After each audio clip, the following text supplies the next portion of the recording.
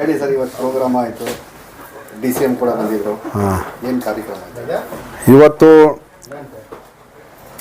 ನಮ್ಮ ಪುಲಕೇಶಿ ನಗರ ವಿಧಾನಸಭಾ ಕ್ಷೇತ್ರ, ಶಿವಾಜಿನಗರ ಮತ್ತು ಹೆಬ್ಬಾಳ ಕ್ಷೇತ್ರದ ಸಂಬಂಧಪಟ್ಟಂಗೆ ನಮ್ಮ ಸರ್ಕಾರದ ಮುಖ್ಯಮಂತ್ರಿಗಳಾದಂಥ DK ಶಿವಕುಮಾರ್ ಜಿ ಅವರು ಬಂದು ಜನಸ್ಪಂದನ ಕಾರ್ಯಕ್ರಮವನ್ನು ನಡೆಸಿಕೊಟ್ರು. ಈ ಕಾರ್ಯಕ್ರಮದಲ್ಲಿ ಎಲ್ಲ ನಮ್ಮ ಮುಖಂಡರುಗಳು, ಅಧಿಕಾರಿಗಳು ಬಂದಿದ್ದರು. ಎಲ್ಲ ಬೆಂಗಳೂರಿಗೆ ಸಂಬಂಧಪಟ್ಟಂಥ BBMP, BWSSB, ಮೆಟ್ರೋ, ಬೆಸ್ಕಾಂ ಮತ್ತು BMRCL ಎಲ್ಲರೂ ಬಂದು ನಮ್ಮ ಜನಗಳ ಸಮಸ್ಯೆಗಳ ಬಗ್ಗೆ, ಅವರ ಕುಂದುಕೊರತೆ ಬಗ್ಗೆ, ಅಹವಾಲ್ ಬಗ್ಗೆ ಎಲ್ಲರೂ ಕೇಳಿದ್ದಾರೆ, ಅರ್ಜಿಗಳನ್ನು ಕೊಟ್ಟಿದ್ದಾರೆ. ನಮ್ಮ ಸರ್ಕಾರ, ನಮ್ಮ ಅಧಿಕಾರಿಗಳು ಕೂಡಲೇ ಅದ್ರ ಬಗ್ಗೆ ಕ್ರಮ ಕೈಗೊಳ್ತಾರೆ.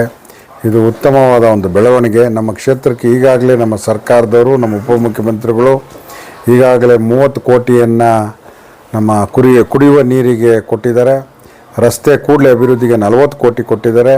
ವೈಟ್ ಟಾಪಿಂಗ್ಗೆ ಸುಮಾರು 100 ಕೋಟಿ ಕೊಡ್ತಾ ಇದ್ದಾರೆ.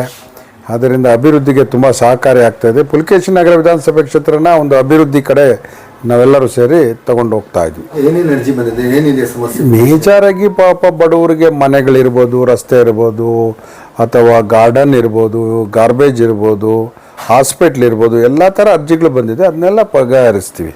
ಸರ್, ಇನ್ನು ನೀವು ಸ್ಪೀಚಲ್ಲಿ ಹೇಳಿದ್ರಿ ಟ್ಯಾಕ್ಸ್ ಕೂಡ ಸಮಸ್ಯೆ ಇದೆ. ಹೌದು, ಅದೊಂದು ಈಗ ಲೇಟೆಸ್ಟಾಗಿ ಟ್ಯಾಕ್ಸ್ನ ನಮ್ಮ ಅಧಿಕಾರಿಗಳು ಕೊಡ್ತಾ ಇದ್ದಾರೆ.